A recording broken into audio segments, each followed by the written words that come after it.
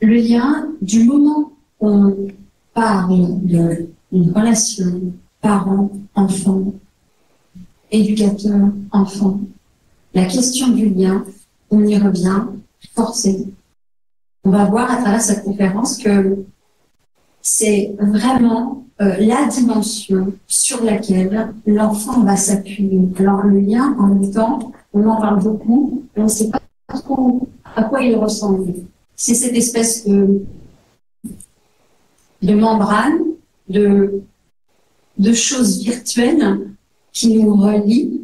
C'est quelque chose qu'on ne voit pas, en tout cas pas matériellement, et qui pourtant va être fondamental pour que l'enfant puisse s'appuyer, s'engager dans la vie à travers notre monde.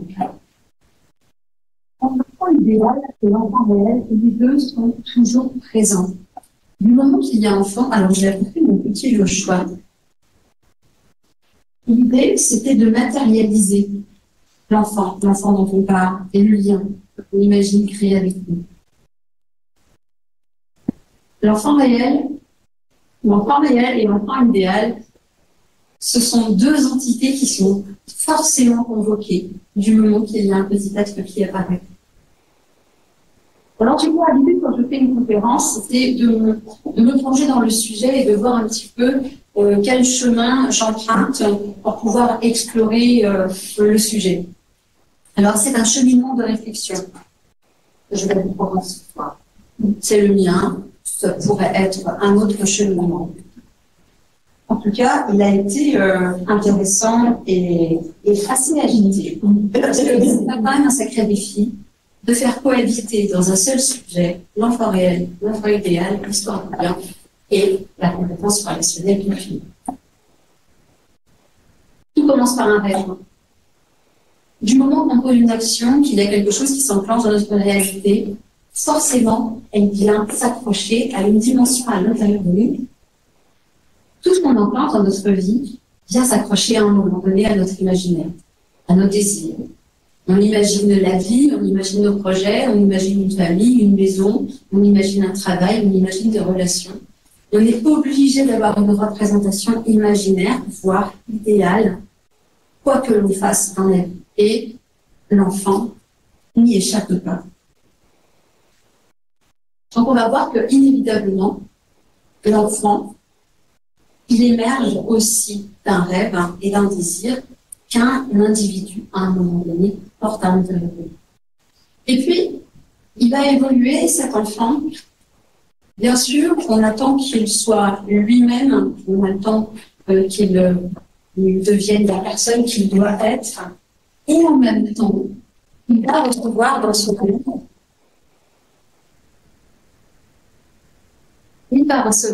dans ce monde un certain nombre d'injonctions. C'est-à-dire qu'on a très envie que cet enfant puisse se développer, s'épanouir, être lui-même. Et en même temps, on a un certain nombre d'attentes, plus ou moins conscientes, qui concernent. Et donc, on verra que, eh bien, malencontreusement, sois toi-même, mais surtout en fonction de mes principes, ou de nos principes de société. Qui est cet enfant réel, en fin de compte, si on a envie de l'atteindre, de s'y relier, de s'y brancher, de faire les contours, eh bien, en fin de compte, on se tourne vers quoi? C'est une question que je me suis posée et je vous proposerai de passer par là. Après, il a été question aussi dans les questions qui sont arrivées par Internet jusqu'à nous. Nourrir le lien à l'enfant réel au quotidien, après tout, comment on le fait? Les compétences relationnelles, alors on échangera, j'espère, sur la question des compétences relationnelles. En quoi est-ce qu'elles sont concernées par tout ce qu'on a pu dire juste avant? En quoi est-ce que les compétences relationnelles de l'enfant peuvent se déployer, se façonner au vu de tout ce qu'on a pu dire juste avant? La morale de l'histoire, on la fera ensemble également. Il y a toujours une morale de l'histoire. Alors tout commence par un rêve, comme je vous le disais. Et ce rêve, il est plus ou moins conscient. Quelle que soit l'arrivée de ce bébé, qu'il soit souhaité, attendu, programmé, ou qu'il arrive un peu comme Tadam, il va forcément se brancher dans une dimension à l'intérieur de soi, qui est du côté du rêve et de l'imaginaire et des désirs. Il y a obligatoirement des attentes qui vont se greffer sur cet enfant du réel. Et notamment, pas que bien sûr, mais notamment sur l'enfant que l'on porte à l'intérieur de soi, notre enfant intérieur. Parce que même si on est un adulte en mesure de fabriquer un petit individu, eh bien, il y a toujours à l'intérieur de soi l'enfant qu'on a été, l'enfant intérieur, on l'appelle. Et celui-là, eh bien, consciemment ou inconsciemment, de façon évidente ou pas évidente, il va se manifester. J'ai tiré ces images de la petite fille qui se brosse les dents en mimétisme exact avec sa mère dans un des derniers du Petit Prince. Je ne sais pas si vous reconnaissez le dessin. Vous ne connaissez pas cette version? Si vous connaissez. Et en fait, dans ce film, eh bien, pour son bien, cette maman, pour le bien de la petite fille, pour le bien de sa fille, cette maman a orchestré les moindres moments de la vie de sa fille, parce qu'elle lui souhaite le meilleur avenir possible. L'Union nationale des associations familiales en 2022 pouvait donner une statistique à propos des attentes. 72% des parents admettent avoir des attentes précises pour l'avenir de leurs enfants dès la petite enfance. Ça vous étonne? Non, hein. Ça vous paraît normal, classique? Forcément, c'est automatique. L'enfant rentre dans le désir du parent. Je suis pas sûre qu'on puisse faire sans rêver l'enfant.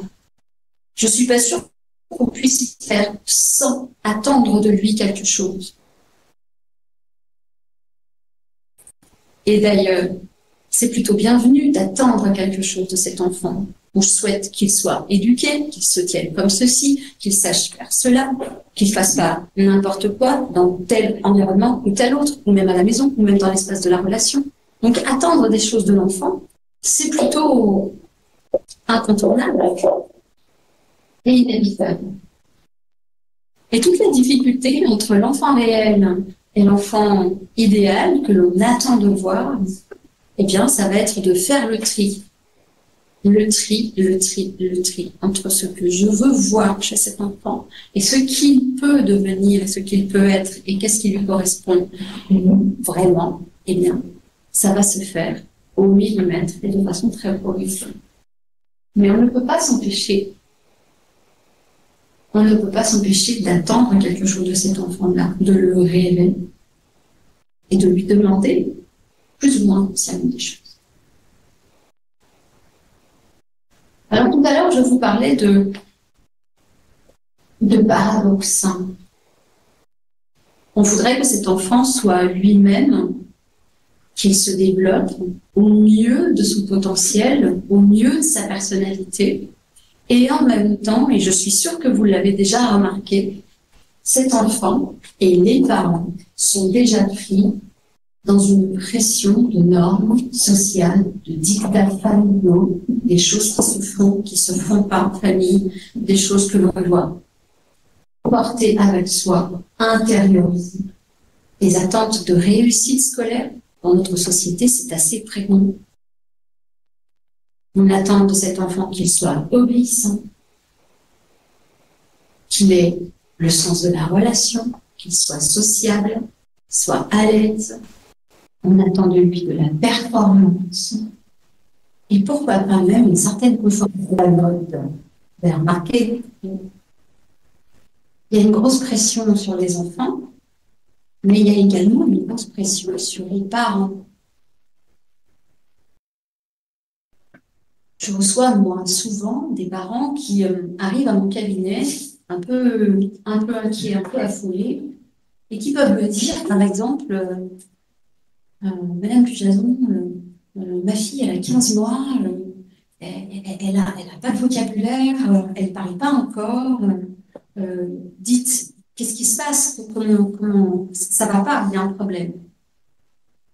Parce que à la crèche, les autres gamins de 15 et 16 mois, eh ben, ils ont un stock de mots et un stock de vocabulaire incroyable. Il y a un problème avec mon enfant. Ça vous dit quelque chose, ça? Héloïse Junier, vous la connaissez, elle est pédopsychiatre et chercheuse. C'est fou à quel point on nous met la pression à nous les bébés. Une légende dit que les bébés font leur nuit à 4 mois, mais laissez-nous tranquilles. Et en fait, 26% seulement des bébés font leur nuit à 4 mois. Et puis, un papa, une fois, qui vient à mon cabinet et qui me dit,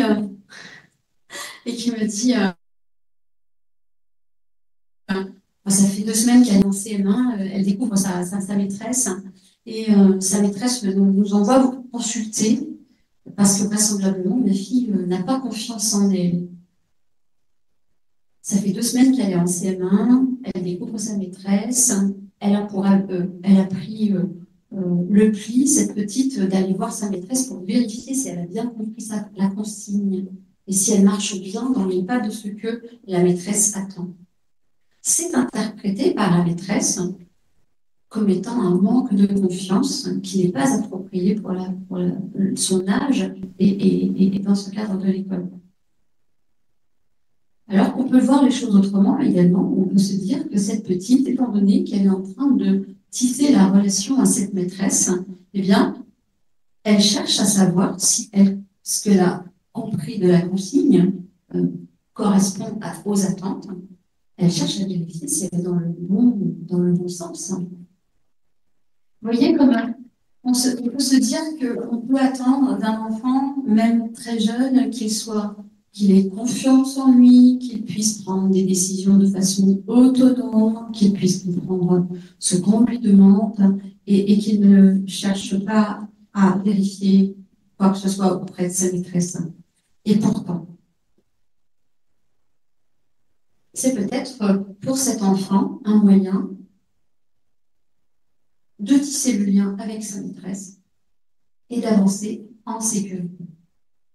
Sois toi-même, mais surtout réponds à mes attentes. Sois toi-même, comme cette petite fille qui a besoin de vérifier auprès de sa maîtresse, comme ce bébé qui ne fait pas ses nuits, ou ce bébé qui n'a pas encore le stock de langage, voilà, parce qu'il peut-être il investit son énergie vers des compétences motrices dans un premier temps. Mais surtout répond à mes attentes, c'est-à-dire qu'on ne peut pas s'empêcher, nous les adultes, bien évidemment, d'attendre des choses de cet enfant. Donc il peut être pris dans un paradoxe, et Françoise Dolto en parlait beaucoup dans ses livres. Entre rêve, entre moteur et entrave, le rêve est une question de dose. Parce que comme je vous le disais tout à l'heure, le rêve, il est nécessaire pour que l'enfant puisse prendre appui et s'engager dans la vie. Le parent, il a besoin de rêver son enfant pour y mettre aussi son énergie. Mais la question va être, jusqu'où est-ce que ce rêve est une impulsion et à quel moment ce rêve peut devenir plutôt une entrave et un empêchement pour cet enfant de se développer. J'avais un exemple un petit peu classique en tête. Vous savez, dans une famille où on aime le foot, eh ben, le petit dernier qui va émerger, il va être pris dans cette énergie, cette joie d'aller au foot, de regarder les matchs, de partager ça ensemble, etc.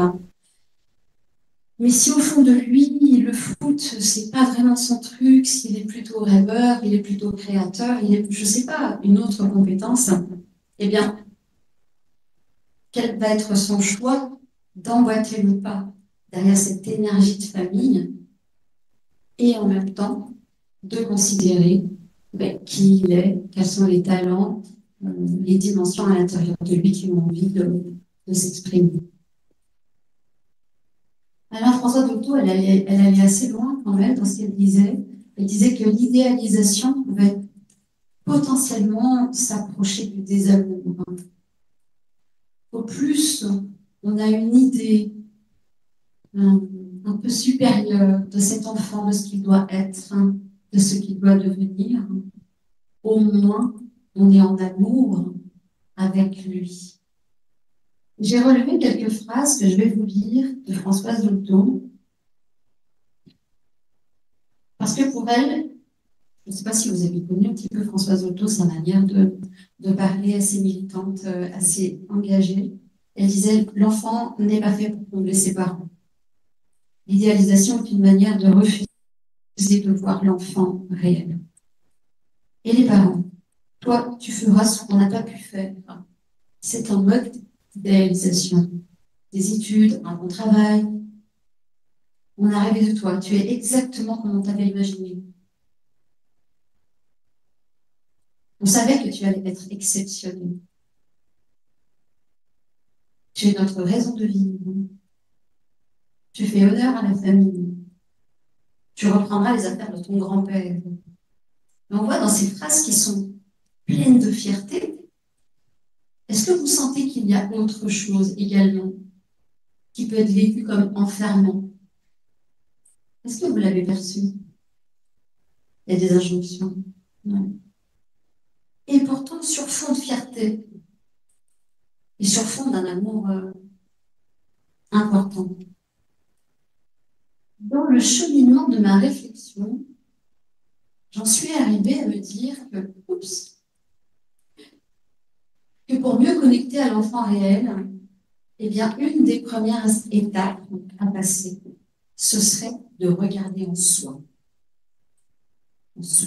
l'adulte. Et je vais vous proposer un schéma. Alors, comme tout schéma, bien évidemment, ça peut être réducteur, mais en même temps, ça peut nous permettre de nous représenter les choses. On a tous en soi une dimension de désir. Le désir, c'est ce que l'on souhaite. C'est quelque chose qui nous projette vers l'avant, vers la réalisation de quelque chose. Et on a à l'intérieur de soi une autre dimension que j'appelle l'imaginaire. L'imaginaire, c'est l'image que l'on va créer dans sa tête. Et vous avez remarqué, les deux sont légèrement superposés. Ils peuvent être beaucoup plus superposés.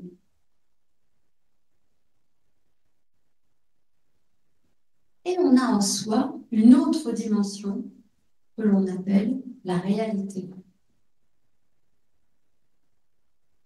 À l'origine, l'enfant, quand il naît, il a ces trois cercles superposés, quasiment totalement superposés, entre la réalité, ce qu'il désire et ce qu'il imagine.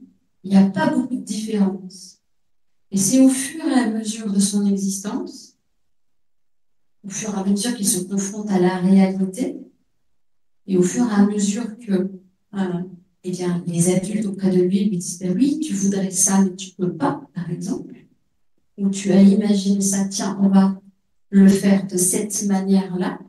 Ce que tu souhaites, on l'imagine et on le fait arriver dans la réalité.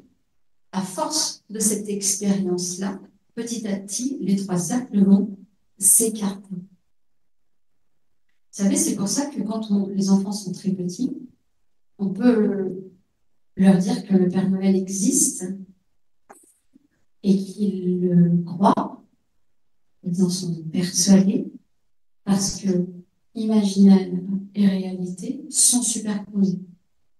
Ils ont très envie de le voir. Il y a des enfants qui vont nous raconter qu'ils l'ont entendu, qu'ils l'ont vu. Vous voyez, c'est la superposition des formes.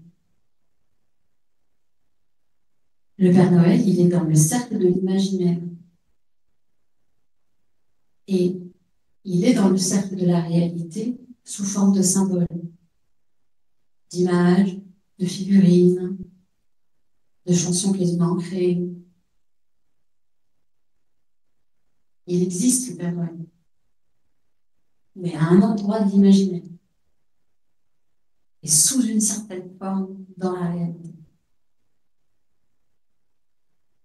Et en fait, ce que je voulais vous proposer, c'est de pouvoir considérer que à l'intérieur de vous, de l'adulte concerné par cet enfant, qu'il soit son parent ou son éducateur, ou son grand-parent d'ailleurs, eh bien que peut y avoir un intérêt à sonder à l'intérieur de soi quel est mon désir à l'égard de cet enfant. Qu'est-ce que je veux de lui? Qu'est-ce que j'attends? Comment je m'imagine que cet enfant doit être? Je comprends la notion de désir, mais je pense aussi qu'il y a, enfin, vous me dites ce que vous en pensez, de la notion de peur, justement, de ne pas reproduire certains schémas ou de ne pas, justement, comme l'exemple que vous avez dit, tu vas réussir là où je n'ai pas pu réussir. Donc, il y a aussi, je trouve un peu ces deux versants quand on regarde aussi en soi à travers l'enfant réel, enfin, faire la distinction entre l'enfant qu'on aimerait rêver et ce qui est réel. C'est vrai que le désir que l'on pose sur cet enfant, il peut avoir comme origine une peur que l'on a en soi. On voudrait lui éviter quelque chose, en fait. On voudrait lui faire l'économie de vivre quelque chose. Et donc, on attend de lui cette fameuse chose qui va pouvoir rassurer ma peur. Je me suis posé la question, moi aussi, dans ce cheminement de réflexion, je me suis posé la question de est-ce qu'un enfant idéal, c'est forcément un enfant parfait, idéalisé, mais version positive, grand, intelligent, beau, sportif, solide, tous les superlatifs que l'on peut trouver. Est-ce que l'enfant idéal, il ne peut pas correspondre à une version négative, plutôt en version manque de quelque chose, ou victime de quelque chose, ou pauvre de cette chose-là. Et je pense que c'est possible qu'un enfant idéal soit du côté du négatif. Ça trouve ses ramifications dans l'histoire de la personne, hein, dans certainement des peurs ou des expériences dommageables. Mais je pense que l'enfant idéal, il n'est pas forcément en version positive et brillante, il peut être aussi en version négative. Je disais, on parle de l'enfant idéal, mais l'enfant idéal, il a deux parents, et chaque parent a son enfant idéal. Eh ben oui. Comment ils cohabitent avec tout ça? Le problème, c'est que cette entente est...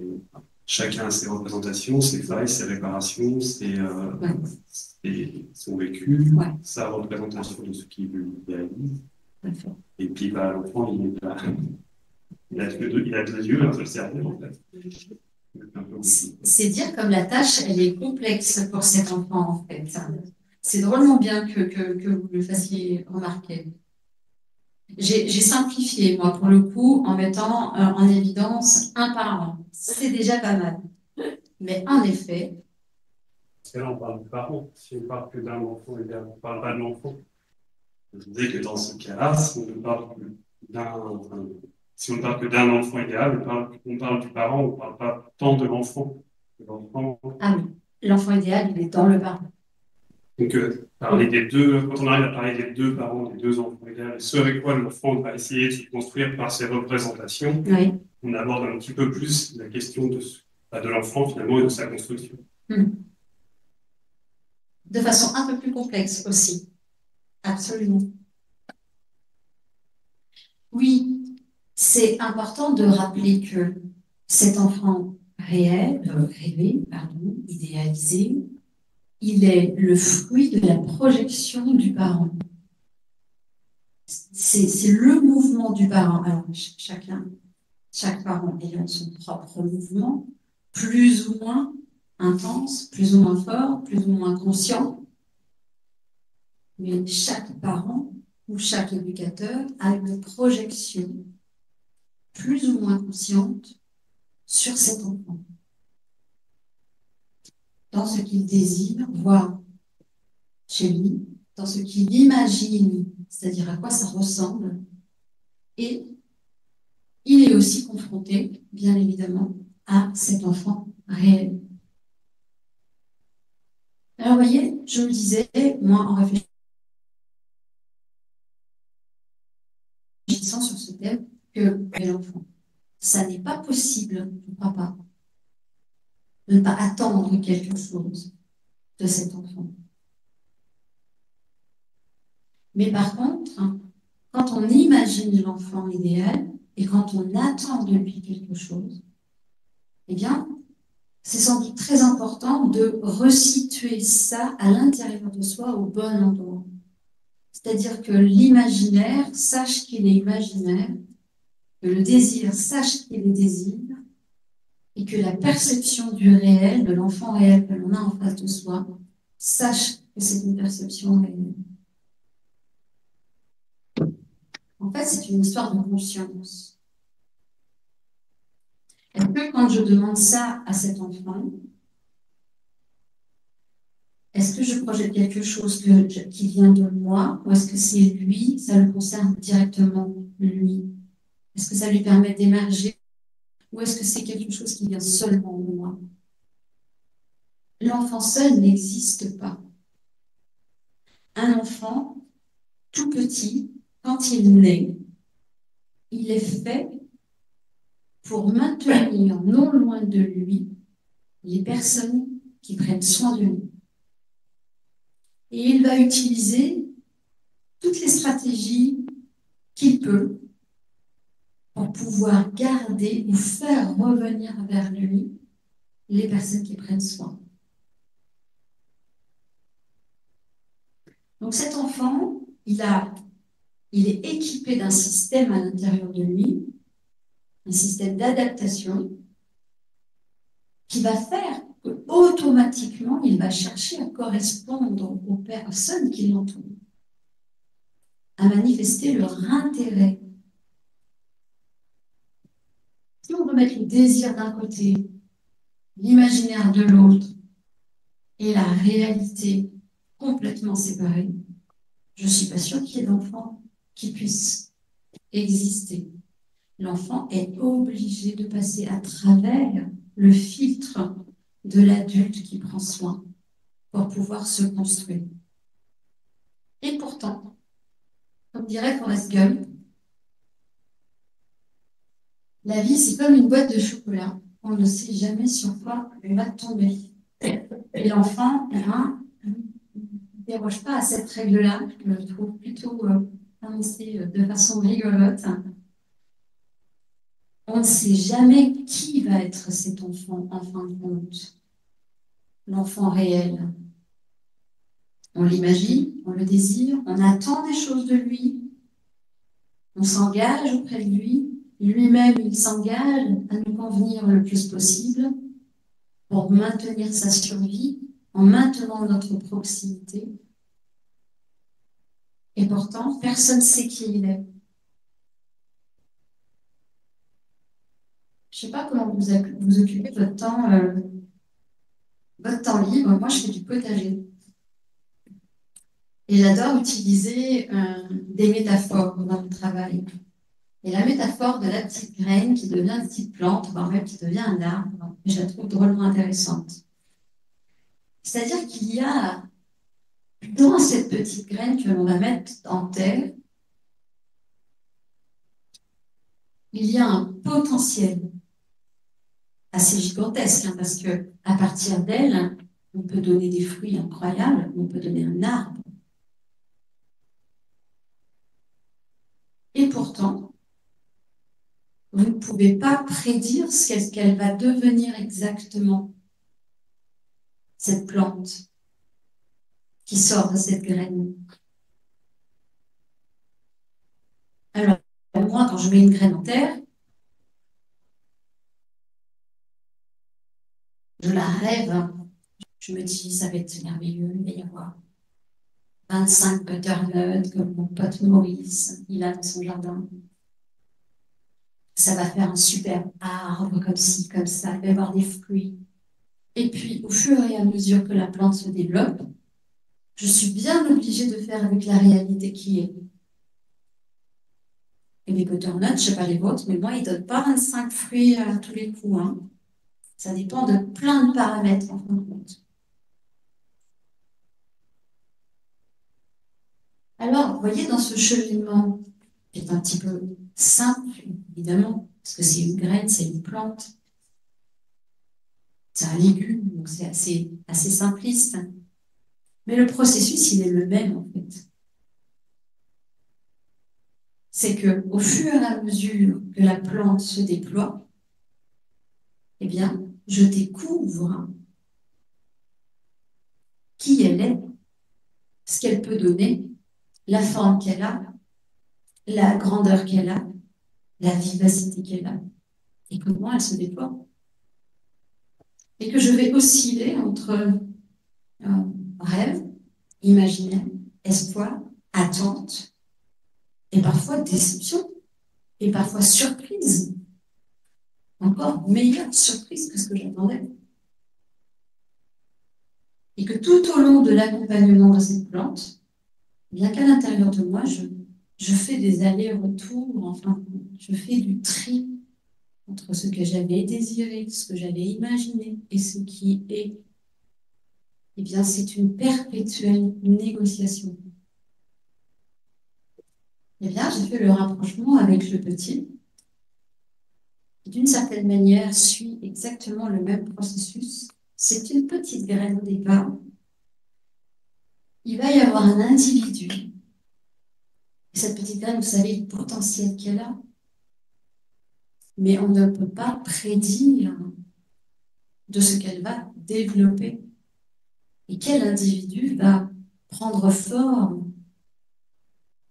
Il y a une dimension, moi, qui me paraît super importante, en tout cas pour connecter, pour s'approcher le plus possible de l'enfant réel ou du légume réel, c'est le tempo.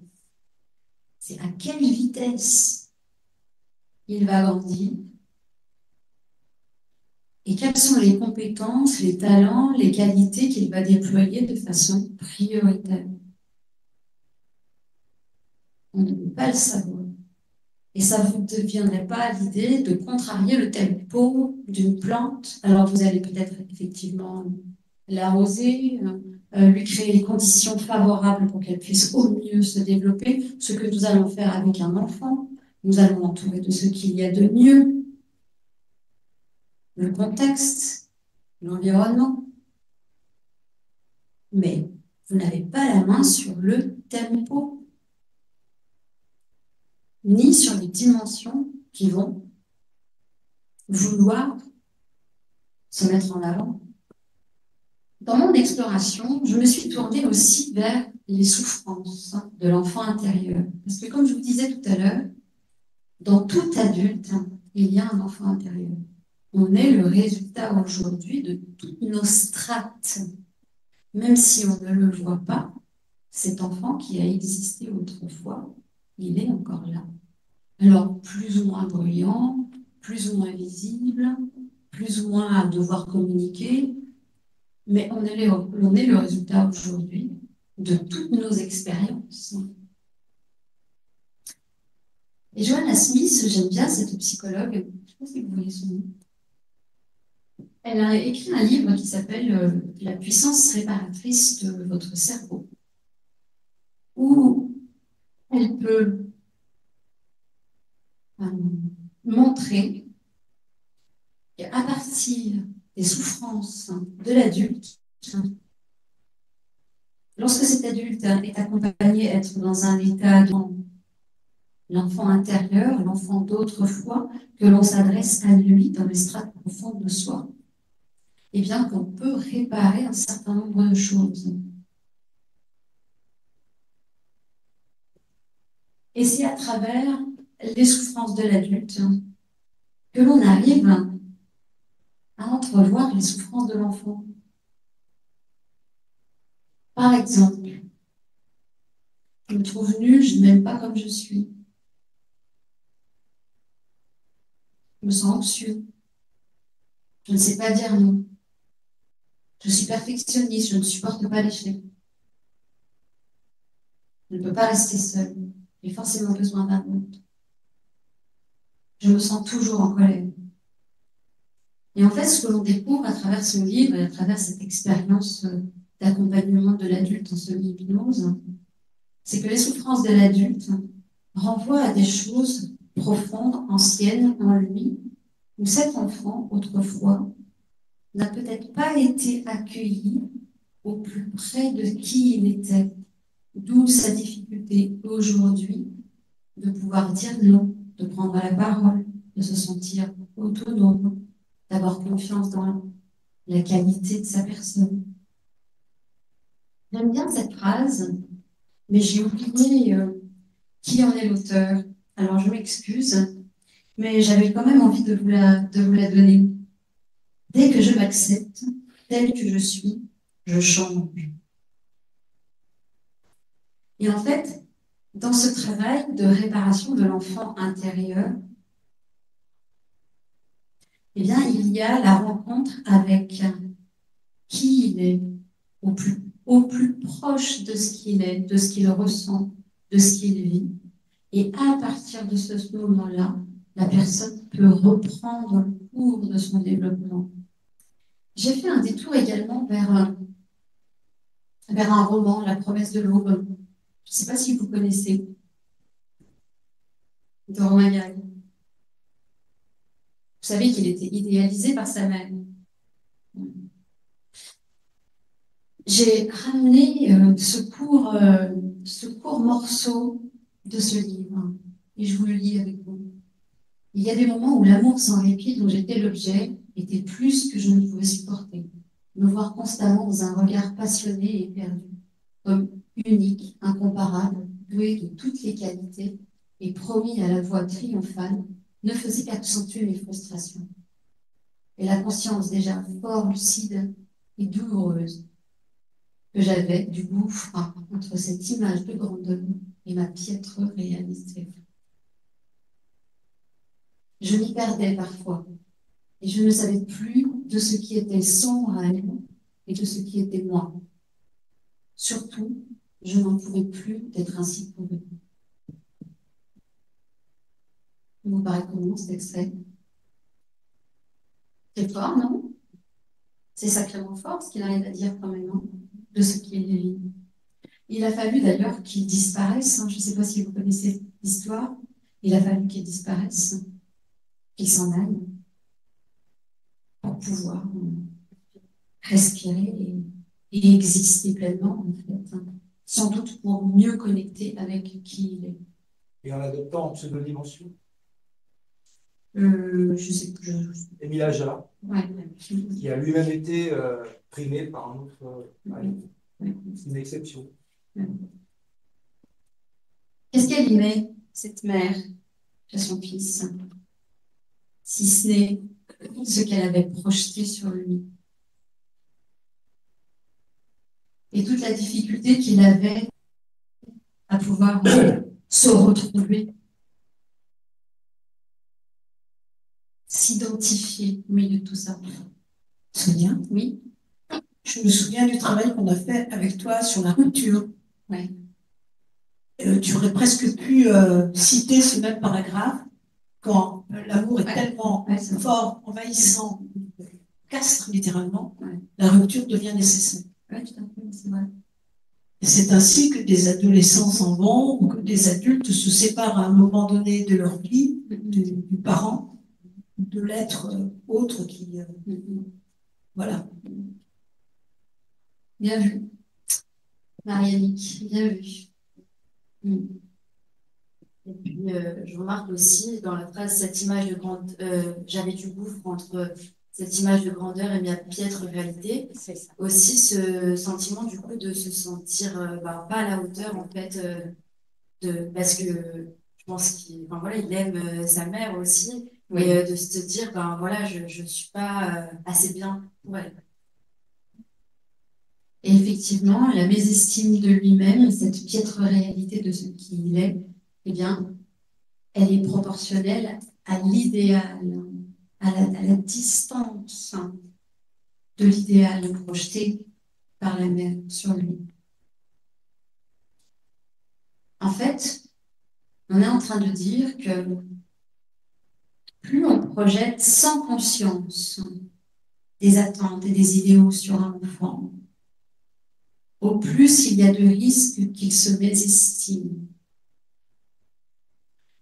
Et au plus on se rapproche, comme on peut, au mieux de ce qu'on peut, de la réalité de cet enfant, que ce soit positif, négatif, favorable, peu importe, au plus il y a des chances qu'il soit en affection avec lui-même et qu'il puisse bâtir à l'intérieur de lui cette base sur laquelle il va pouvoir s'appuyer tout au long de sa vie. Alors de quoi il est fait cet enfant réel? Il est fait de plein de choses. Nous sommes faits de plein de choses. Parce que je crois qu'avant d'être des adultes, vous avez été des enfants. Et qu'ils sont là aujourd'hui, dans les strates, à l'intérieur. Alors de quoi on est fait, nous les humains, dans notre réalité? Eh bien, on est fait d'émotions, de perceptions. Ce que cet enfant perçoit, ce n'est pas forcément ce que je perçois. De qualité, de schéma relationnel. C'est Brazelton, Terry Brazelton qui disait que, vous connaissez Brazelton, c'était un pédiatre dans les années 60, qui disait les enfants ont les bébés, il travaillait avec les bébés, il disait les bébés ont leur signature relationnelle. C'est-à-dire qu'un petit être qui naît a déjà en lui une signature relationnelle. Il va avoir une manière d'entrer dans la relation, d'y mettre ses couleurs. Donc cet enfant réel, il est fait de ça, de sa manière singulière de rentrer en relation. Il est fait de ses préférences. Il est fait d'une personnalité. Pour le coup, ça c'est assez facile en général à déterminer. Il est fait d'envie, ses envies. Il a ses fragilités. Il a des traits de caractère. On pourrait s'attarder à définir tous les mots. On ne va pas pouvoir le faire ce soir. Mais ça serait intéressant de pouvoir dire, mais c'est quoi le caractère, c'est quoi la personnalité, à quoi on le voit, pour pouvoir se rapprocher un peu plus de ce que, pour observer cet enfant réel au plus près. Il est fait de tempérament, de sensibilité, de tempo, ce fameux tempo. Il y a des enfants qui poussent très très vite, qui déploient en eux plein de compétences très très vite. Il y en a d'autres qui sont plus longs. Et sur la gamme de la lenteur et de la vitesse, on peut tout trouver. Je me rappelle une fois, on avait utilisé avec une jeune maman, on avait utilisé une métaphore. Elle me disait, moi je suis du style à être un peu lapin. Je suis rapide, je suis pressée, je cours vite.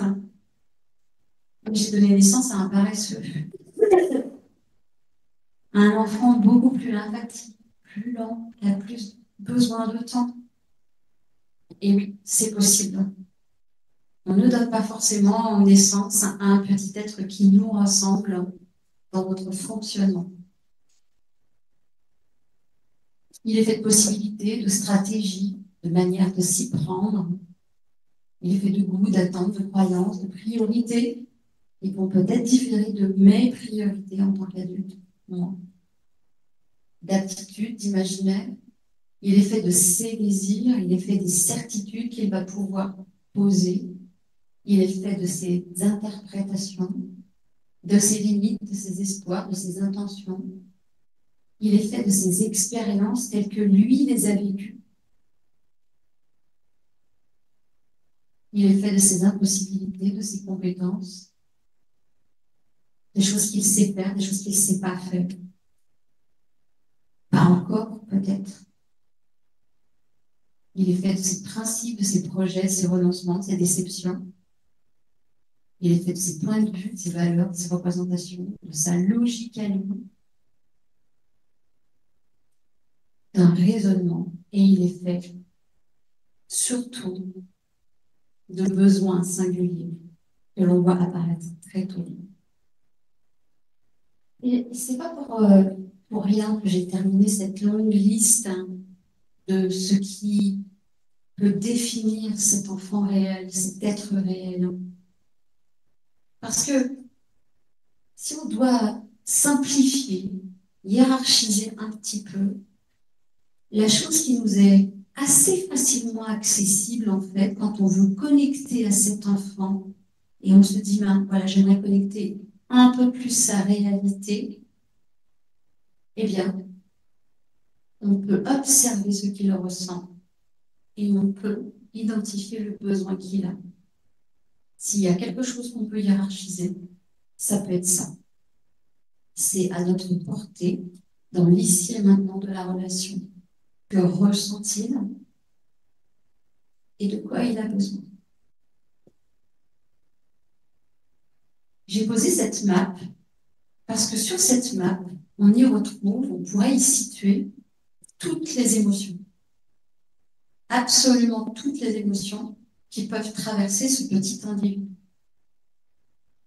Vous voyez vers le haut, ce sont les émotions dans la partie supérieure de la map, ce sont les émotions plutôt d'une énergie vers l'extérieur. On va y trouver la colère, la rage, l'impatience. Et ce qui est en dessous de la ligne horizontale, c'est plutôt les émotions basses. Les émotions plus vers le bas, plus lentes, plus profondes, peut-être avec moins de lumière. À gauche, il y a les émotions négatives, celles qu'on peut appeler les émotions négatives, c'est-à-dire les émotions désagréables. Et à droite, on retrouve les émotions agréables. Quand je regarde ce petit être et que j'ai envie de me rapprocher de sa réalité, je peux déjà le situer sur cette main. Est-ce que ce qu'il ressent, c'est agréable, c'est désagréable? Est-ce que c'est vers le haut ou est-ce que c'est plutôt vers le bas? Parce qu'il y a un endroit dans l'intensité des émotions où on a plus facilement accès à l'enfant réel, à ses qualités, à son caractère, à toutes ses dimensions. C'est entre ces deux lignes roses. Vous voyez, dans une intensité haute, pas très importante, et dans une intensité basse, pas très importante non plus. Et que mon rôle d'adulte auprès de cet enfant, pour pouvoir mieux accéder à lui, ou lui permettre, lui, d'accéder à lui-même, parce que lui, il est la petite graine aussi, il se découvre à travers vous. Eh bien, mon rôle d'adulte, ça peut être, dans un premier temps, de l'accompagner à redescendre dans une intensité d'émotion assez relative, pour que je puisse voir apparaître qualité, compétence, opinion, point de vue, perception. Que au-delà de cette ligne, la réalité de l'enfant, elle est brouillée par les émotions. Vous voyez ce que je veux dire? Que quand un enfant est dans un état d'émotion assez intense, on n'arrive plus à avoir accès à lui, et lui-même d'ailleurs ne peut plus avoir accès à lui. Ça vous dit quelque chose? Et puis, pareil pour les émotions en dessous de la limite basse, qui va être du côté du chagrin, de la tristesse, de l'apathie, d'un sentiment de vide ou de solitude. Eh bien, le rôle de l'adulte va être de faire remonter le niveau d'intensité sur une zone beaucoup plus facile à vivre. Et à partir de ce moment-là, on peut plus facilement avoir accès à ce qu'il veut, ce qu'il pense, ce qui lui plaît, ce qui lui déplaît, ce qui lui arrive, de quoi il a besoin pour être bien. Et quand il est bien, quel est le besoin satisfait? Et ainsi accéder aux dimensions de sa personne.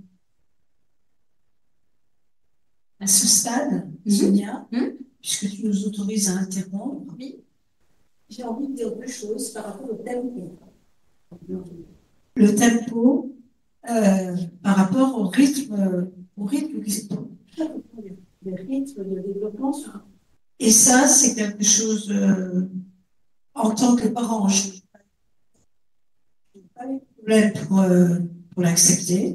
J'ai moi-même été une enfant très intérieure, très lente. Et un jour, je me suis mis à faire le lapin. Voilà. Mais c'est vraiment une question de maturité.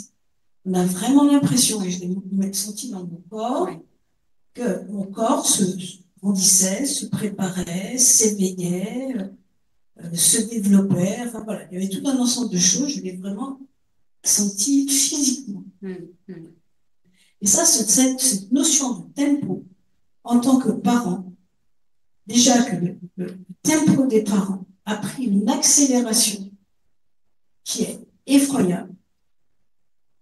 Et moi, ça me fait mal au cœur, quelquefois, au supermarché, de voir la façon dont les parents bousculent les autres.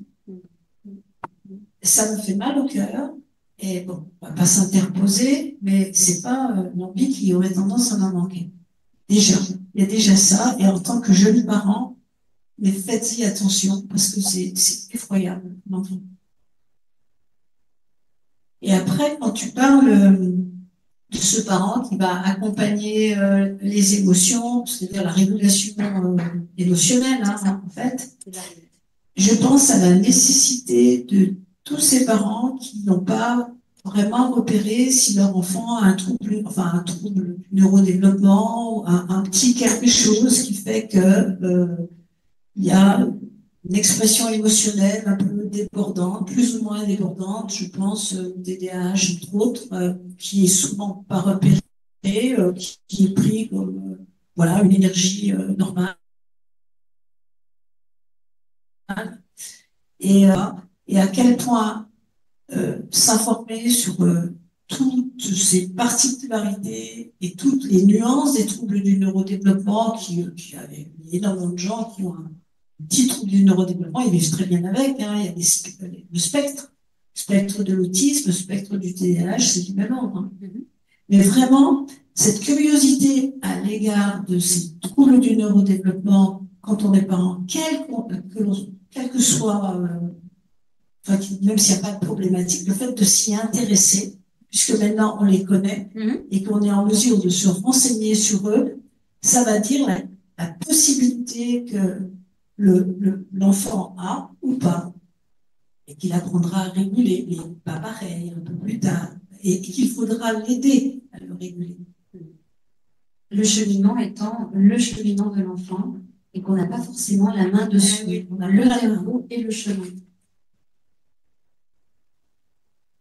Je rebondis sur ce que vous disiez, en fait, en tant qu'adulte et que parent aussi. Je pense que c'est aussi compliqué pour nous de réguler ses propres émotions, surtout quand on reçoit l'émotion en face. Alors, je pense plus à l'hypertonie. Je pense que c'est plus compliqué, en tout cas, de notre côté, pour l'hypertonie, quand on y est confronté, de pouvoir avoir ce recul suffisant pour avoir la bonne... parce que ça, on l'apprend. Enfin, globalement, on l'a jamais appris, que ce soit avec un enfant... comment dire, un enfant neurotypique ou neuroatypique. Dans tous les cas, nous, en tant qu'adultes, on n'a pas forcément toutes les armes et tous les codes pour ça. La régulation émotionnelle, c'est pas quelque chose de simple, hein. C'est pas quelque chose de facile. Et bon nombre de parents se retrouvent en difficulté, effectivement. Alors c'est pour ça, vous voyez, que j'avais envie, s'il y a quelque chose à simplifier pour pouvoir accéder au mieux à cet enfant, c'est de pouvoir se fixer des objectifs, soit en tant que parent, accessibles et prioritaire. C'est déjà de pouvoir, au mieux qu'on peut, gagner en capacité de régulatrice pour soi et pour son enfant. Et que déjà ce sujet-là est énorme, en fait. C'est déjà un chapitre en soi. Mais vous avez absolument raison, et c'est bien que vous le fassiez remarquer, c'est que on ne peut s'engager dans la régulation des émotions de son enfant que si soi-même on a l'airbag émotionnel en fait qui fonctionne. Et c'est super important de commencer par son airbag émotionnel en fait. Et puis clairement, comme on avait vu avec l'image de l'enfant qui mimait sa mère, l'enfant est beaucoup dans le mimétisme. Donc si déjà nous-mêmes on fait ce travail-là de régulation émotionnelle pour nous avant d'aider notre enfant, il va aussi être dans cet aspect de mimétisme et de remarquer que je sais des fois que on peut dire des choses et l'enfant il va plutôt suivre ce qu'on fait mais pas ce qu'on dit. Donc je pense aussi que c'est important de passer d'abord par ça. On aurait pu, en filigrane de l'enfant idéal, on aurait pu parler du parent idéal, de l'image que l'on souhaite avoir, du parent qu'on a envie d'être, ou de l'éducateur qu'on a envie d'être. Et que le résultat, il se trouve là, en fait. C'est que si cet enfant, il est comme ci ou comme ça, cela vient valider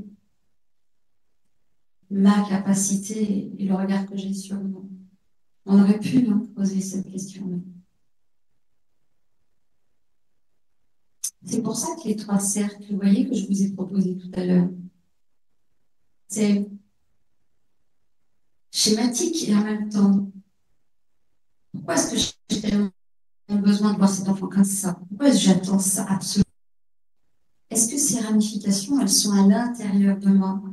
Ou est-ce qu'elles sont au service du développement de cet enfant? Et ça, il n'y a qu'une introspection qui peut nous permettre de répondre à cette question. C'est parce qu'il faut aller chercher à l'intérieur de soi ce qui n'est pas formulé pour pouvoir le ramener à la conscience et faire le tri. Et ça, c'est pas quelque chose de simple à faire. Alors, comme à mon habitude, quand je traite un sujet, j'aime bien revenir au plus près de la pratique, au plus près des actes relationnels. C'est-à-dire, comme on peut le dire pour la régulation du ressenti.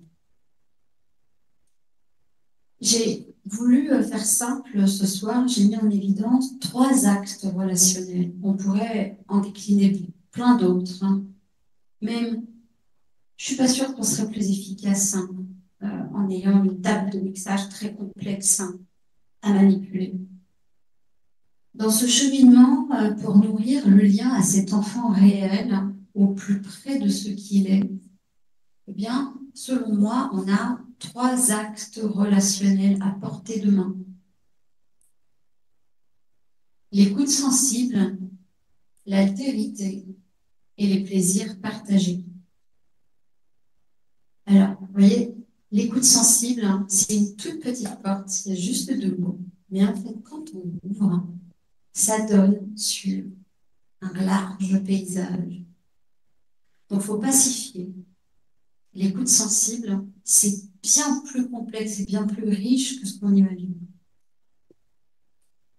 Je me suis appuyée sur Carl Rogers pour pouvoir parler de l'écoute sensible. Alors lui, il était psychologue, psychothérapeute américain. Il a écrit des livres, moi, que j'ai trouvé très intéressants. Ça ne veut pas dire qu'il faut devenir des psy-parents. Mais par contre, ou des psy-éducateurs, vous voyez. Mais par contre, sa façon de voir les choses, de décrire ce que c'est que l'attention sensible, l'attention centrée sur ce petit individu, eh bien, me paraît vraiment intéressante. L'écoute sensible, il y a le mot sensible, et on retrouve la dimension de l'émotion. C'est l'écoute, c'est quand je fais du creux pour accueillir ce petit individu, je me fais sensible à ce qui le touche, lui.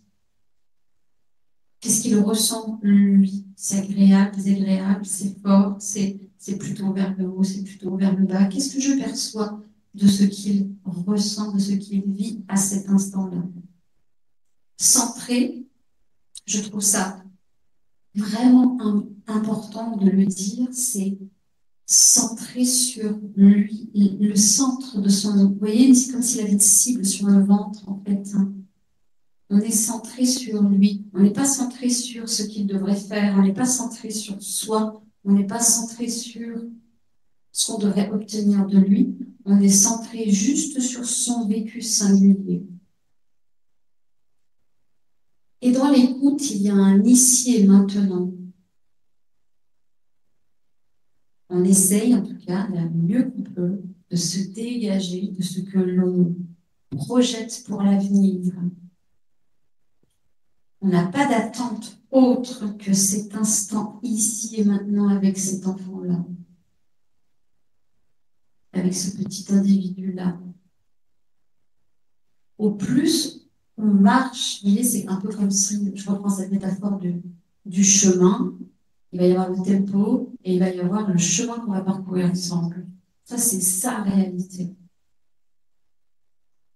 Au plus je fais un pas en même temps que lui, et au plus je m'intéresse à sa perception du bon chemin à parcourir, au plus je me rapproche de sa réalité. Dans les témoignages des parents d'enfants en troubles divers et variés, qu'on trouve beaucoup en ce moment, ce que l'on peut retrouver chez l'enfant, c'est la fatigue. Ces enfants qui sont pressés d'être rééduqués, qui sont pressés de rentrer dans le système scolaire, qui sont pressés de pouvoir rattraper leur retard, hein, sont fatigués par moment d'être pressés. Donc, pressés comme un citron, vous voyez, sous forme de pression, et pressés, allez, rattrape ton retard, adapte-toi. J'ai longtemps travaillé avec des familles d'accueil qui accueillaient dans leur foyer des jeunes enfants placés par la justice, hein, donc des enfants qui avaient traversé des épreuves déjà tout petits, des négligences, des maltraitances ou une précarité d'existence. Pour certains, ils avaient pris du retard. Ils ne savaient pas lire comme il faut, ils n'étaient pas au niveau pour les gestes du quotidien, s'habiller, manger, être propre, bref, tout ça. Et une fois dans la famille d'accueil, eh bien, ces personnes, ces professionnels avaient pour objectif de leur faire rattraper leur retard. Ça part d'une bonne intention, parce que l'idée, c'est que l'enfant, il ait les mêmes chances que n'importe quel enfant, en fait. Hein. Malencontreusement, cela mettait de la pression. Et ça fait monter l'intensité des émotions de l'enfant qui perd de vue son vécu immédiat ici et maintenant. En travaillant avec ces familles d'accueil, moi je les soutenais à ce qu'elles puissent revoir leur posture professionnelle. Et notamment, j'ai pu observer pendant des dizaines d'années, que lorsque l'adulte se centre sur ici et maintenant, de l'état émotionnel de l'enfant, de son besoin, de ce qu'il peut, de ce qu'il ne peut pas, et qu'il essaie de marcher à sa vitesse, à son tempo, eh bien, au plus cela permet à l'enfant de remettre en route à l'intérieur de lui son processus d'évolution. J'ai envie de dire, tous les enfants sont faits pour reprendre le cours de leur évolution, quoi qu'ils aient connu. Ce qui m'arrive de voir aussi, c'est que lorsqu'il y a un diagnostic,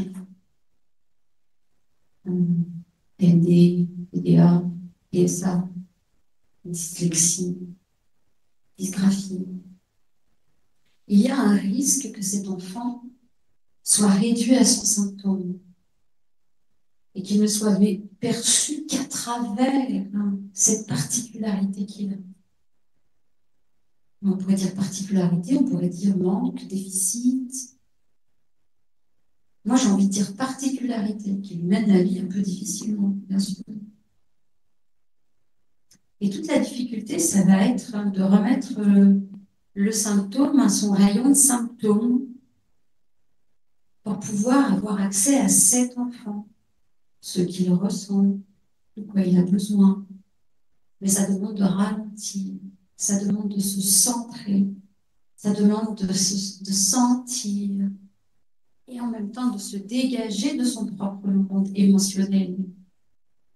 Donc c'est pas si simple. Quand je vous disais l'écoute sensible, c'est juste 2 mots, c'est comme une porte et en fin de compte, on ouvre sur un paysage large.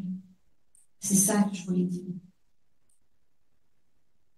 L'altérité, c'est le deuxième outil relationnel qui me semble intéressant à garder tout près de soi. Si on a envie, petit à petit, au mieux que l'on peut, de s'approcher de cet enfant réel. J'ai mis des images de massage bébé. Parce que c'était une technique avant la parentalité précoce. Vous voyez la petite Elsa? Qu'est-ce que vous voyez sur son visage? Elle est quoi? Détendue. Elle est détendue. Il y a un contact visuel. Elle est connectée à son père. Ouais. Elle est contente? C'est plutôt agréable ce qu'elle ressent. Est-ce que c'est au-delà de la limite intense? Est-ce que c'est trop intense ou trop bas? Non, vous sentez intuitivement que c'est assez juste en fait. Hein? C'est assez mobilisant, mais pas trop.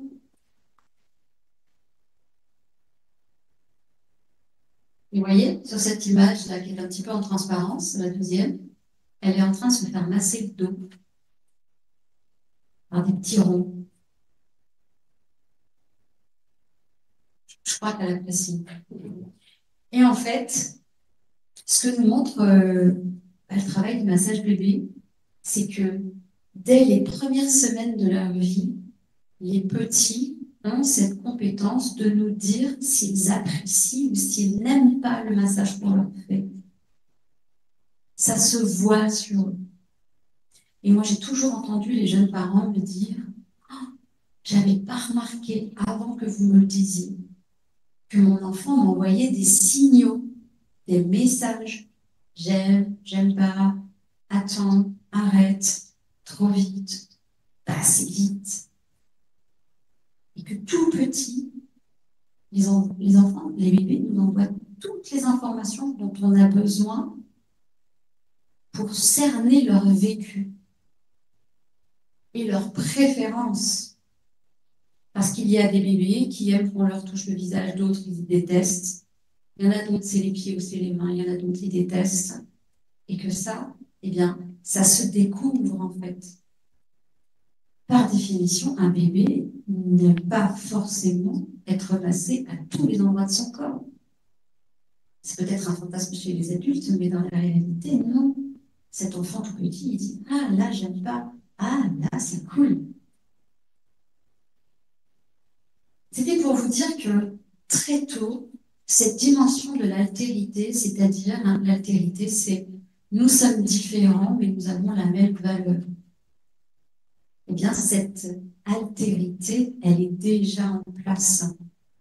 Elle ne cherche qu'à s'installer, en fait, dans l'espace de la relation.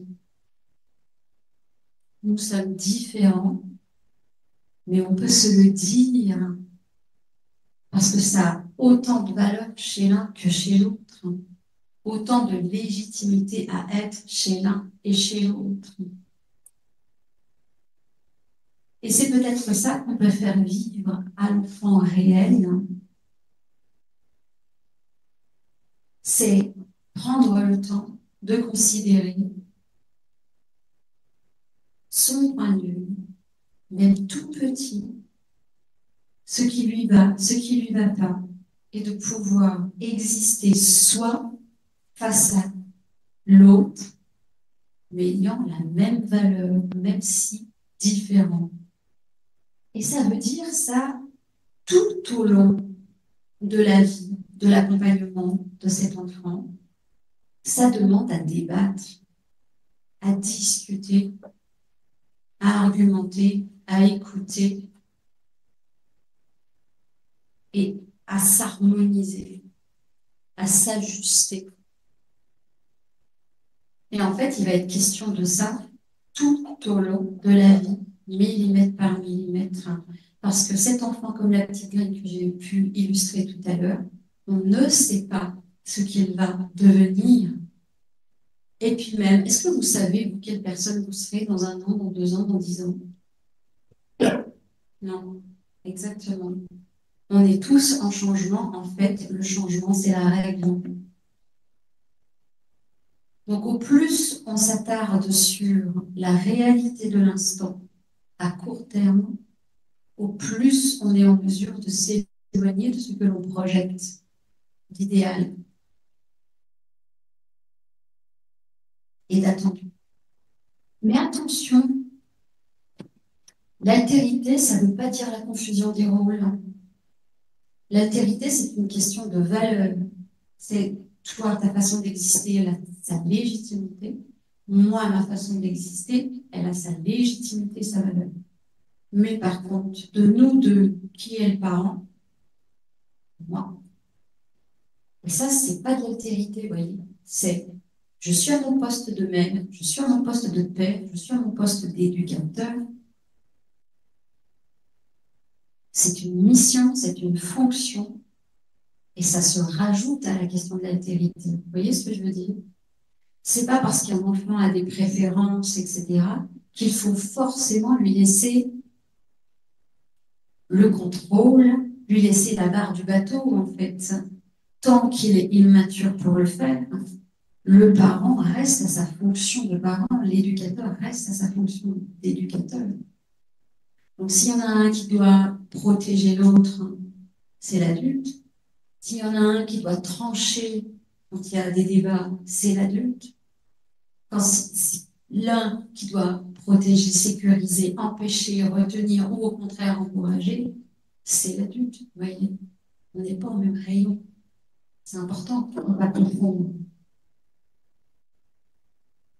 Le plaisir partagé, ça a l'air un peu simple comme notion. D'ailleurs, je vous ai choisi 2 images extrêmement clichés. Hein? Je me suis dit, bon, quand je ne trouve pas quelque chose d'aussi joli que des graines du potager, eh bien, je trouve quelque chose de cliché. Mais derrière ce cliché, il y a quand même une réalité. Une réalité du moment que l'on donne à cet enfant. Qu'est-ce qui va faire qu'on va se connaître respectivement dans l'espace de l'altérité? Eh bien, c'est le temps qu'on va passer ensemble. C'est les choses qu'on va faire ensemble qui vont faire qu'on va mieux se connaître et mieux se cerner et mieux s'identifier. Et ça, très tôt dans la vie, les enfants nous le montrent. Quand vous prenez un livre d'histoire et que l'enfant vous montre la coccinelle sur la fleur alors que vous étiez centré sur le renard au pied de l'arbre, voyez, vous êtes déjà en train de partager un instant, mais en toute différence. Vous ne voyez pas la même chose et pourtant, vous êtes face à la même image. Donc, s'il y a un endroit où on peut vraiment connecter à l'enfant réel, au plus près de la réalité immédiate à court terme, c'est le temps qu'on va passer avec lui. Un temps productif, de plaisir, de satisfaction, de joie, de contentement. Et voyez, ça a l'air de rien, le plaisir partagé, parce qu'il ne s'agit pas seulement de mettre des petites plantes dans la terre. C'est bien plus riche qu'il n'y paraît. C'est-à-dire que dans ces actes du quotidien, de ces moments que l'on passe, sincères, immédiats, branchés sur quelque chose d'agréable, eh bien, on communique quelque chose de la valeur de cet enfant, de l'estime de lui-même, que tel qu'il existe, il a raison d'exister, qu'il est reconnu et qu'on a du plaisir à côtoyer cet enfant ici maintenant. Et que ça aussi, ça va être une base à l'intérieur de lui sur laquelle il va pouvoir s'appuyer tout au long de sa vie. Qu'en dites-vous? Quel cheminement que vous avez fait? Est-ce que vous avez envie de partager certaines de vos réflexions, de vos questions? Moi, ça me fait penser qu'il faut qu'en fait, on s'oblige un peu à prendre ce temps, parce qu'avec les vies qu'on a, si on a des boulots, le rythme des enfants, nous, on a 2 enfants avec des TND, et en fait, à la fin de la journée, personne n'est disponible. Et c'est compliqué, en tout cas, de trouver un moment de disponible, mais on arrive à en trouver si on s'oblige à un moment donné à appuyer sur le bouton et à dire stop, c'est maintenant, là, et ce sera tous les soirs, à telle heure, on fait le moment spécial. Et ce moment, c'est un moment où on est disponible, on se rend disponible, et c'est vrai que c'est un vrai travail pour que ça devienne une habitude et pour qu'on sorte de ce schéma de rythme effréné, on va dire. Et d'obligation et de pression et d'injonction extérieure, celle qu'on a nommée au tout début de cette conférence.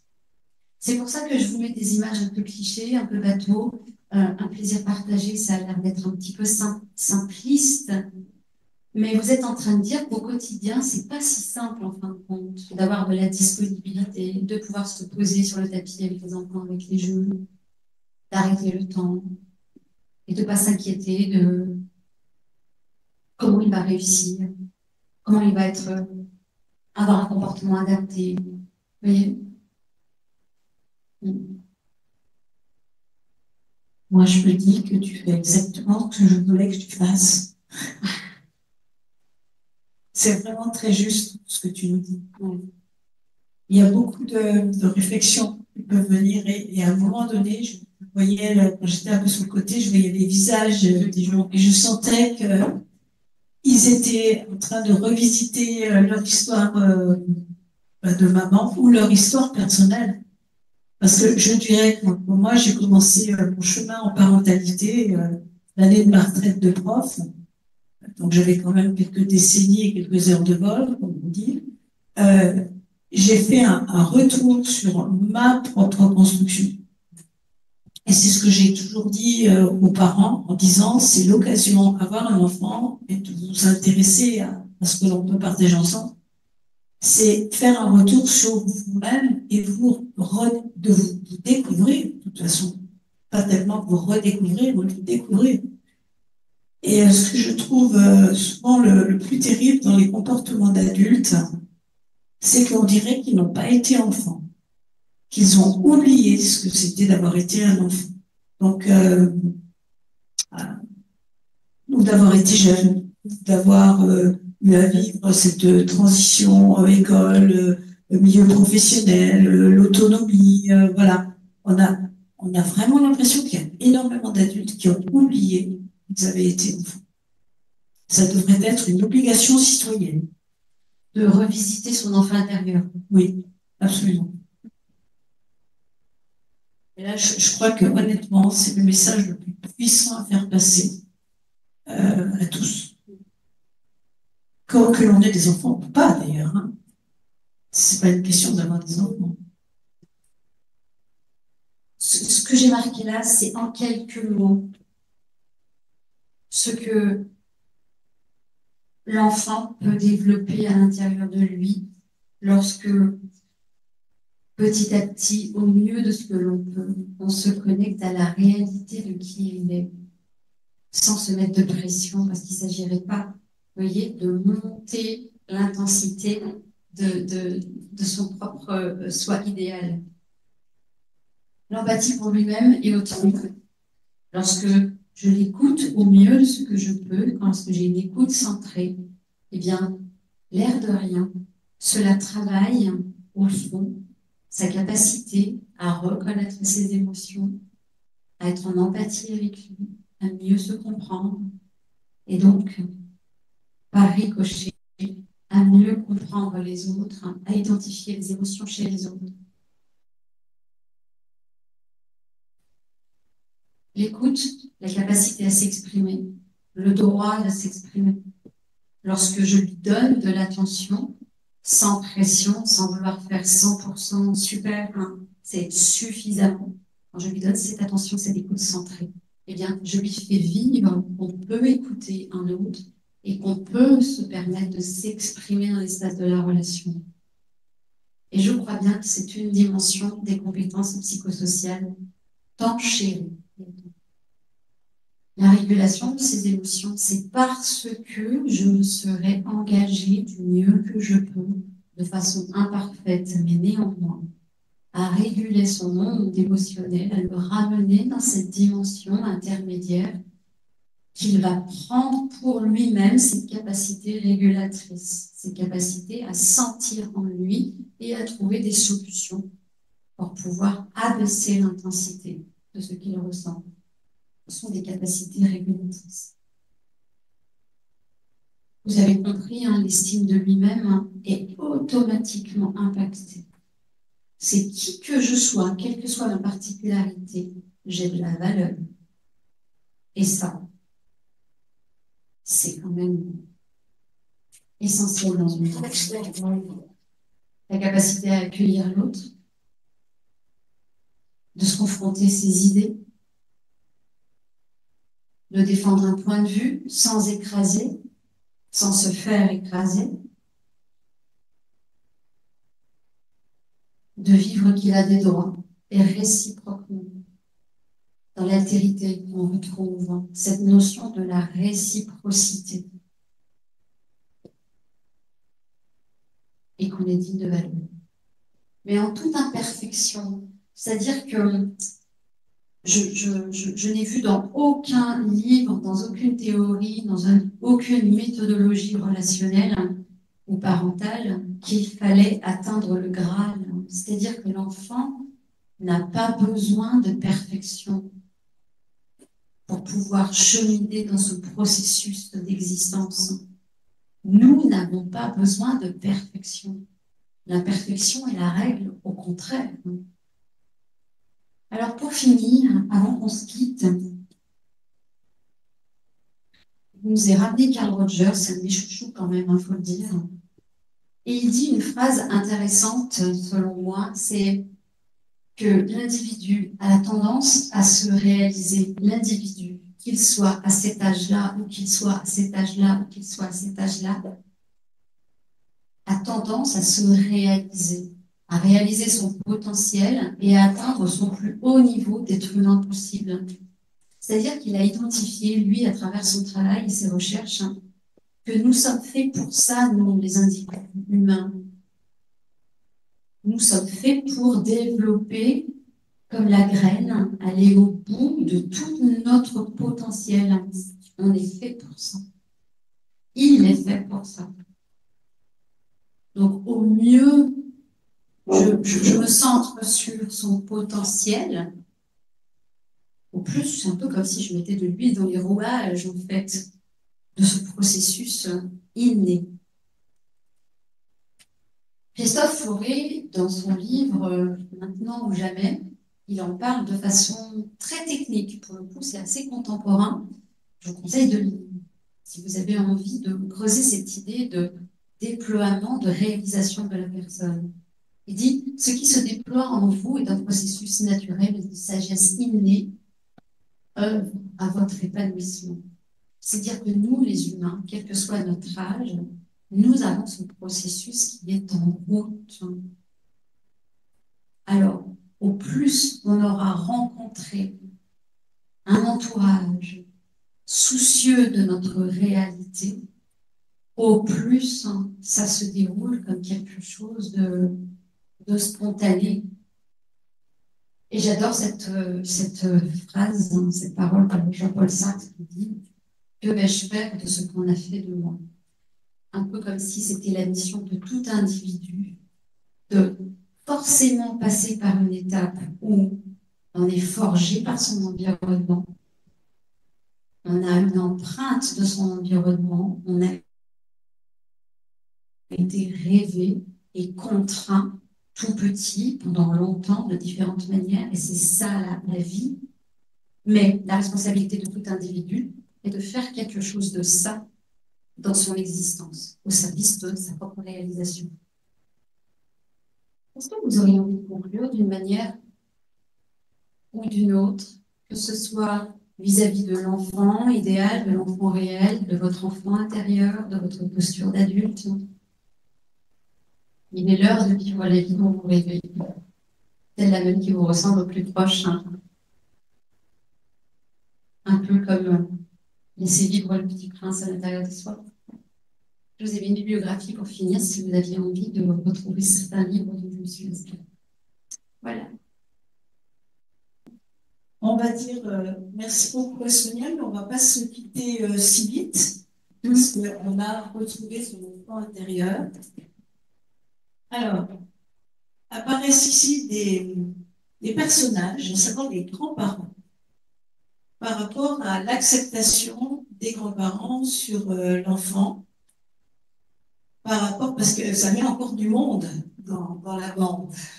Et on connaît tous les difficultés que cela peut poser dans les familles. L'enfant seul n'existe pas. Comment? L'enfant seul n'existe pas. L'enfant seul n'existe pas. Oui, mais alors quelquefois, ça lui fait beaucoup de monde. Ah ben oui, oui.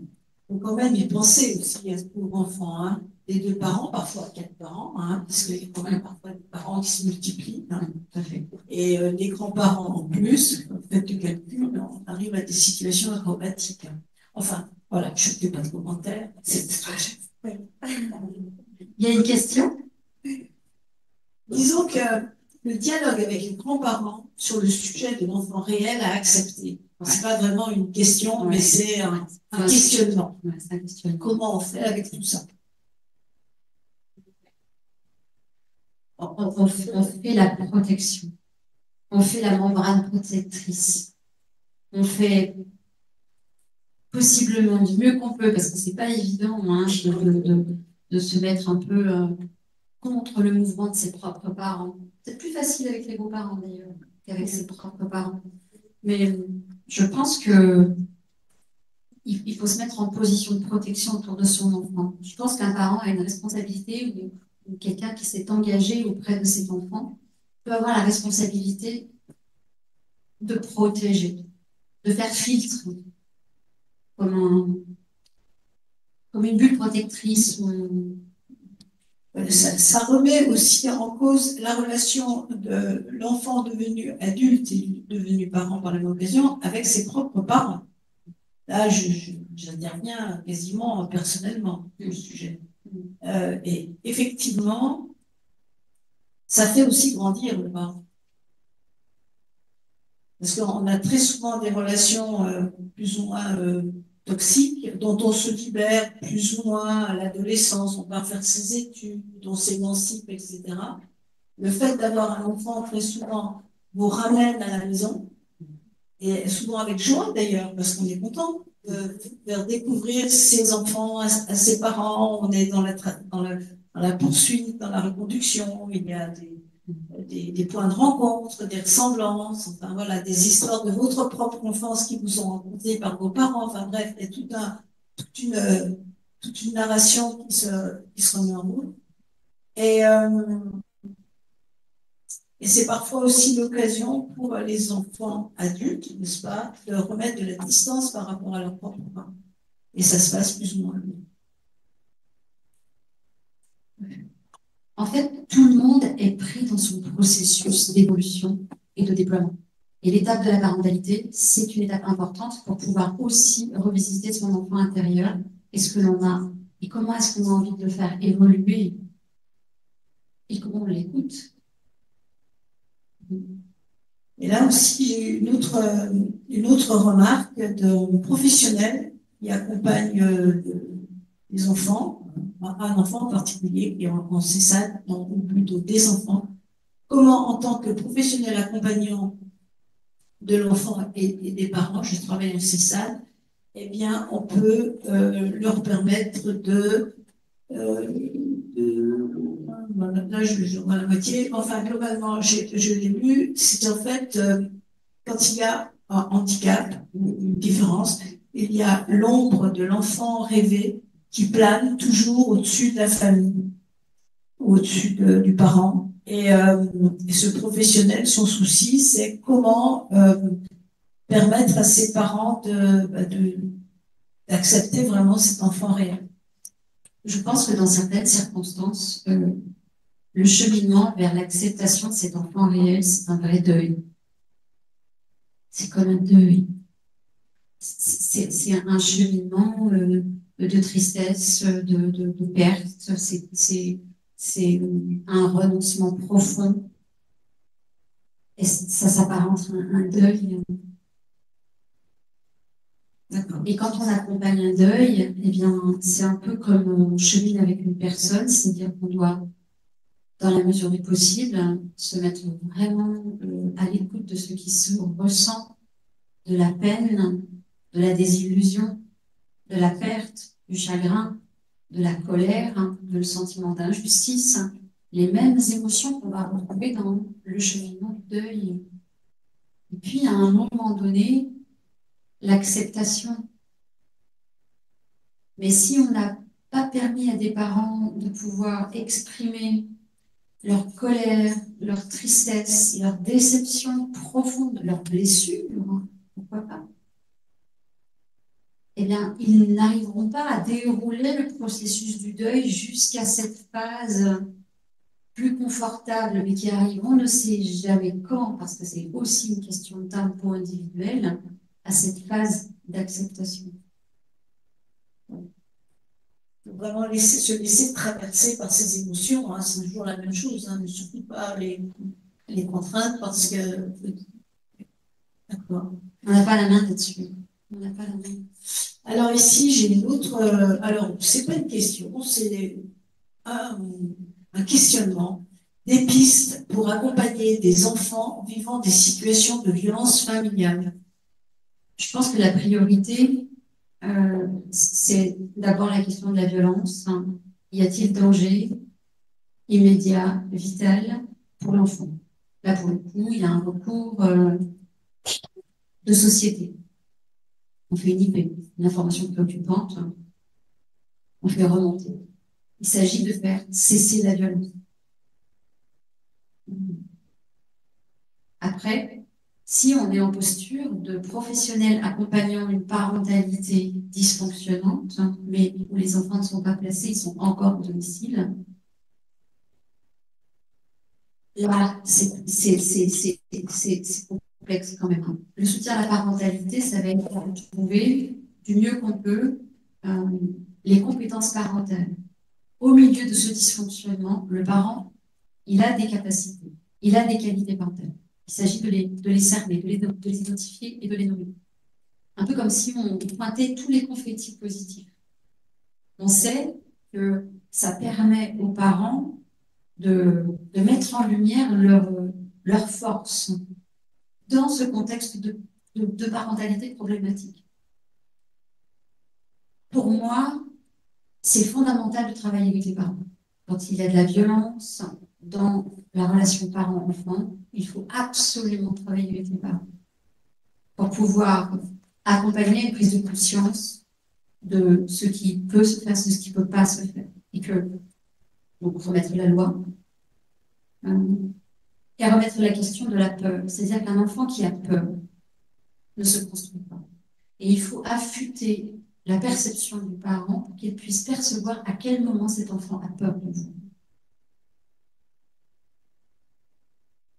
Ça me semblerait une des priorités. Après, si on intervient auprès de l'enfant, eh bien, au plus on lui permet d'exprimer ce qu'il ressent,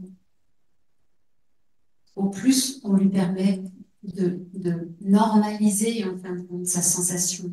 Bien, mais je ressens ça. Bah oui, c'est approprié au vu de ce que tu vis, c'est approprié. Et ça c'est fondamental, ça, pour un enfant qui vit dans une ambiance potentiellement violente ou par moments violente, qu'il puisse remettre de la réalité sur ce qu'il ressent, sur ce qu'il perçoit. Là, je vois une relation difficile entre mon fils autiste TDAH et son père qui ne supporte pas ses cris et stéréotypies. qui, au fond, je pense, ne l'accepte pas tel qu'il est. Et là, forcément, on va avoir un écart entre les parents par rapport à... C'est quand même des parentalités difficiles. Très difficiles. Hein. Très difficiles. Tous les cheminements sont pas identiques. Hein. La difficulté de la promenade, elle n'est pas la même, hein, quand même. Ça veut dire que le parent qui est en mesure de voir cette difficulté chez son conjoint doit être en mesure de le libérer de ça. Enfin, de le libérer. Ce n'est pas encore une autre pression. Je ne sais pas comment tu sens ça, mais. Ou peut-être c'est un peu comme une course de relais. Parfois, il y a un parent qui est plus présent et l'autre peut se reposer, prendre du recul. Et on voit ça aussi avec les fratries. Quand il y a un enfant porteur des lourds, enfin, quand il y a un handicap lourd, il y a une course de relais de façon à ce que les parents puissent prendre l'autre enfant ou les autres enfants en charge. Moi, je pense que ça relève de l'aménagement de la vie quotidienne, c'est-à-dire comment est-ce qu'on peut aménager en couple, prendre des décisions d'aménagement de cette vie pour être le meilleur parent qui soit dans cette circonstance souffrante. Je pense qu'il faut se protéger soi dans une priorité, aménager sa vie, parce que ça va permettre de passer des moments, des instants avec cet enfant dans des circonstances particulières, mais au moins de qualité. Bon, en tout cas, je vous remercie pour votre attention, votre participation. C'est un sujet vaste et vous avez suivi mon cheminement. Et pour ça, je vous remercie.